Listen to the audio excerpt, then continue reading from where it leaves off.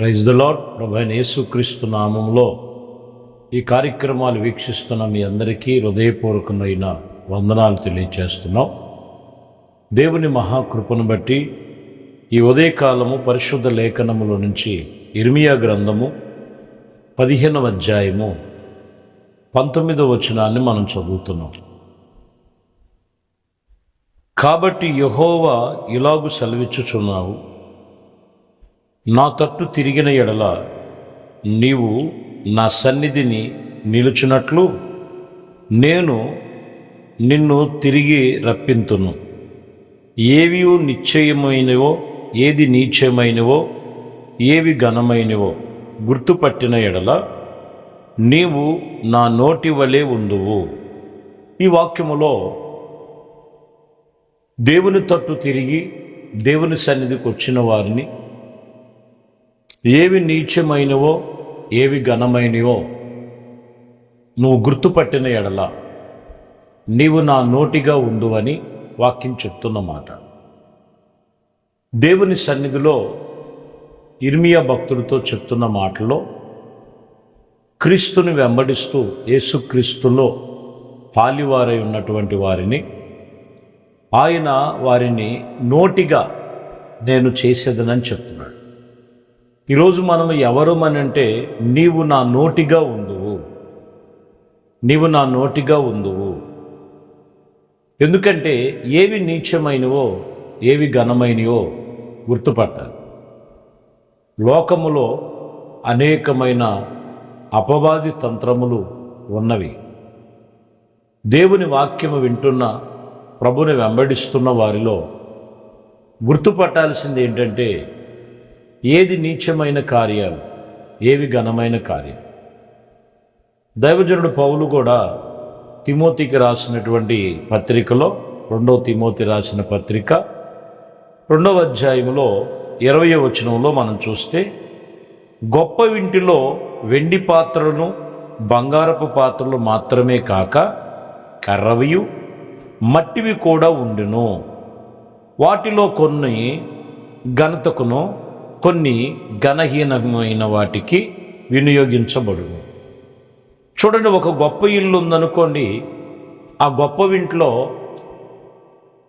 బంగారపు పాత్రలు ఉన్నాయి, వెండి పాత్రలు ఉన్నాయని చెప్తున్నారు. అలాగే కర్రవి, అలాగే మట్టివి కూడా ఉన్నవని చెప్తూ ఈ పాత్రలతో పోల్చి దైవజనుడు పౌలు సెలవిస్తున్న మాట 21లోకి వచ్చేలకే, ఎవడైనను వీటిలో చేరక తను తాను పవిత్రపరుచుకున్న ఎడల వాడు పరిశుద్ధపరచబడిన బడును. యజమానుడు వాడుకునేటువంటి అర్హమైన పాత్ర సత్కార్యములను మన సత్ప్రవర్తన సిద్ధపరుచుకొని ఘనత నిమిత్తము పాత్రలమై ఉండాలి, ఉన్నాము అని చెప్తున్నారు. ఇక్కడ మనం గమనించినట్లయితే ఎవడైనను వీటిలో చేరక, వీటిలో ఘనహీనమైనవి అర్థమైందండి. ఇక్కడ వాక్యములో చెప్తున్నటువంటి విషయం ఏంటంటే, నేను మిమ్మలను నా నోటిగా ఉంచదను. నీవు నా నోటిగా ఉండాలంటే నువ్వు నీచమైనటువంటి వాటిలో చేరకూడదు. ఘనమైన వాటిలో చేరాలంటే ఘనతకు ఎక్కేటువంటి ఆత్మ సంబంధమైన విషయములలో దేవునితో మనము పోల్చి మనము జ్ఞాపకం చేసుకో. కాబట్టి అప్పుడు నిన్ను ఒక నోటిగా, ఆయన నమ్మిన వారిని ఒక నోటిగా వాడుకుంటారు, నియమిస్తారు. మోషే తన గొర్రెల మందను మోపుతూ ఆ పొదల యొద్దకు వెళ్ళినప్పుడు ఆ పొదలో నుంచి, మండుచున్న పొదలో నుంచి దేవుని దర్శనములో మోషేతో మాట్లాడుతున్నారు. అనేకమైన సంగతులు చెప్పి, నీవు ఐగుప్తికి వెళ్ళాలి, ఐగుప్తిలో ఉన్నటువంటి ఇజ్రాయేలు ప్రజల్ని విడిపించబడాలి, అందుకు నిన్ను పంపుతున్నాను మోషే అని చెప్పినప్పుడు మోషే అంటారు, అయ్యా నేను అంతగా మాట్లాడటానికి నత్తి నాలిక, మాందత్యము కలిగినటువంటి మాట కలిగిన వాడు, కాబట్టి ఇది ఎలాగా నాకు సాధ్యమవుతుంది అని చెప్పినప్పుడు నిర్గమకాండము 4వ అధ్యాయము 16వ వచనంలోకి వచ్చేలకే, అతడు నీకు బదులుగా జనులతో మాట్లాడును, అతడు నీకు నోరుగా నుండెను, నీవు అతనికి దేవుడుగా ఉందువు. చూసారు, నేను పంపుతున్నాను మోషే. ఒకవేళ మాందత్యము కలిగిన మాట కలిగినటువంటి అనుభవంలో ఒకవేళ నువ్వు ఉండొచ్చేమో, కానీ నేను నీతో పంపుతున్నటువంటి వ్యక్తి నీకు నోటిగా ఉంటాడు, నీవు అతనికి దేవుడుగా ఉంటావని వాక్యం చెప్తున్నమాట. దేవుడు ఒక పాత్రగా వాడుకోవాలనుకున్నప్పుడు అతనిలో ఉన్న సామర్థ్యతను చూడడండి. సామర్థ్యత అంటే మనం గమనించాలి, పై రూపములు కొన్నిసార్లు మనకు కనపడుతుంది. ఈ పై రూపాన్ని చూడడు దేవుడు ఎప్పుడూ కూడా. ఈరోజు మనం గమనించాలి, నీవు నా నోటిగా ఉండాలంటే నీ బలము మీద, నీకున్నటువంటి వాటి మీద ఆధారపడటం కాదు. దేవుడి వాక్యం చెప్తున్న మాట, నేను నీకు నోటిగా నియమించదనని చెప్తున్నాడు. నిర్గమకాండములోనే 4వ అధ్యాయం 12వ వచనంలో మనం చదువుతున్నాము, కాబట్టి వెళ్ళుము, నేను నీ నోటికి తోడై ఉన్నాను. ఎక్కడున్నారంట? నీ నోటికి తోడై ఉన్నాను. నువ్వు ఏ విషయంలో అధైర్యపడాల్సిన అవసరం లేదు మోషే, నేను నీ నోటికి తోడై ఉన్నానని వాక్యం చెప్తున్నాము. కాబట్టి ప్రియమైన దేవుని బిడ్డలారా, దేవుని నోటిగా ఉండటానికి గల కారణం ఏంటంటే, ముందుగా మనము ఆయన మీద ఆధారపడటం. మన మీద మనం కాదు, దేవుడి మీద మనం ఆధారపడి ఘనహీనమైన వాటిలో చేరక ఏది ఘనమైనదో మనం తెలుసుకొని దేవుడు ఆత్మ సంబంధమైన విషయంలో అక్కడ మనము చేరవలెను. ఎందుకంటే ఎజ్కేలు గ్రంథములో 3వ అధ్యాయం 27వ వచనం, అయితే నేను మీతో మాట్లాడు నీ నోరు తెరిచెదను.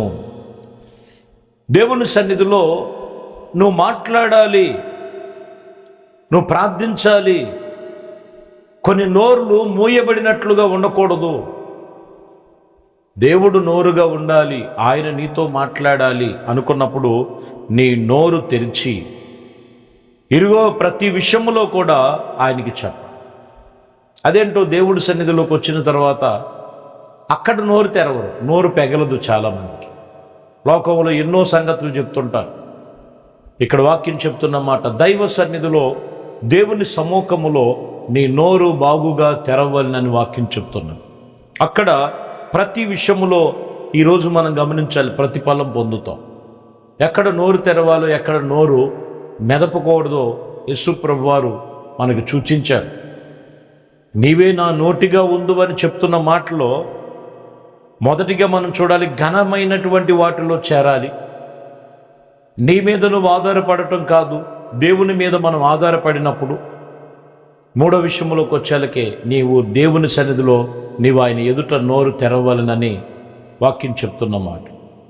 యెషయా గ్రంథములో 53వ అధ్యాయం 7వ వచనములో, అతడు దౌర్జన్యము నొందెను, బాధింపబడినను అతని నోరు తెరవలేదంట.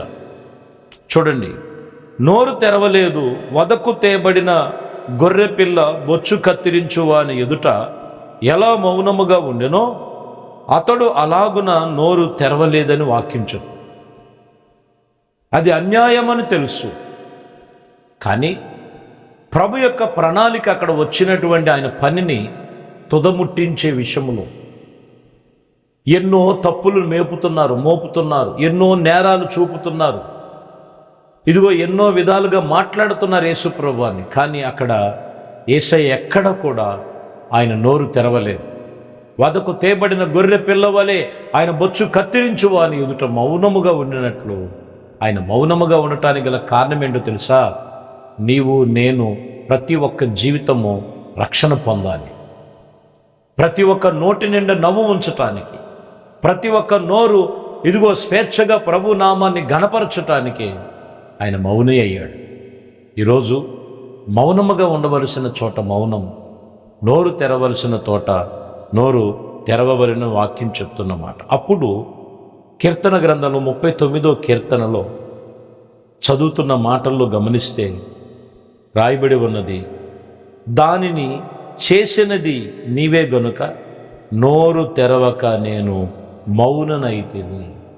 దావీదు అంటున్నాడు, సమస్తము చేసేది నువ్వే కదా, సమస్తమును నీ వలనే కదా కలిగేది, అందువలన నేను నోరు మెదపకుండా మౌననైతినని వాక్యం చెప్తున్నమాట. మరి 50వ కీర్తనలో కూడా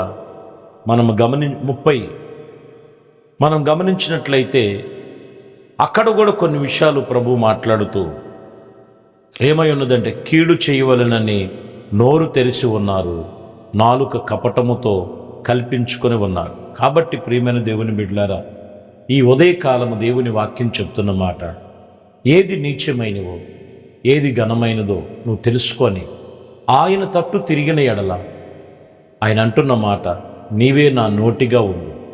మనము యేసయ్య నోటిగా ఉండటానికే దేవుడు పిలిచాడు. దేవుని సన్నిధిలో మనము నీ మీద నీవు ఆధారపడటం కాదు, దేవుడి మీద ఆధారపడి, మోషే నీకు నోరుగా నేను మరొక వ్యక్తిని నియమించాను, నువ్వు అతనికి దేవుడిగా ఉంటావు. కాబట్టి ఈరోజు నీకున్న సామర్థ్యత నీకు కొద్దిగా ఉండొచ్చు, బలహీనంగా ఉండొచ్చు. ప్రభు చెప్తున్నారు, ఇదిగో నీవు దేవుని సన్నిధిలో నోరు బాగుగా తెరువు. ఎక్కడ మౌనంగా ఉండాలో, ఎక్కడ నీవు ఆత్మ సంబంధముగా దేవునితో నిబంధన కలిగి ఉండాలో తీర్మానం చేయి. అట్టి కృపలో దేవుడు నిన్ను అన్ని విషయంలో కూడా ఆయన దీవించి ఆశీర్వదించి ఆయన నోటిగా నిన్ను ఒక పాత్రగా వాడుకొని ఆయన కృపలో ముగించబడుదురుగాక. ప్రార్థన చేస్తాను మీ కొరకు. ఒక చిన్న ప్రార్థన చేసుకుందాం. పరిశుద్ధుడా, ప్రేమ కలిగిన తండ్రి, దయగలిగిన మా ప్రభువా, మీ శ్రేష్టమైన పరిశుద్ధ నామమును బట్టి మీ వందనాలు, స్తోత్రాలు నాయన. అయ్యా, మరి నాయన మీ తట్టు తిరిగి ఏది నీచమైనవి ఏది ఘనమైనదో తెలుసుకొని, ఇదిగో నాయన మీకు ఘనమైన పాత్రలు, అర్హమైన పాత్రలుగా ప్రతి ఒక్కరూ నోరు తెరిచి ప్రార్థన చేస్తున్న వారి నోటి నిండా నవ్వు నుంచి వారి యొక్క ప్రతి ప్రార్థనలన్నీ కూడా ఆలకించి ప్రతిఫలమును దయచేయి. మహిమ, ఘనత, ప్రభావాలు మీకే పొందుకో. యేసుక్రీస్తు పరిశుద్ధ నామములో ప్రార్థించి వేడుకొనుచున్నాము తండ్రి, ఆమేన్. ప్రభు మిమ్మల్ని దీవించును. ఆమేన్.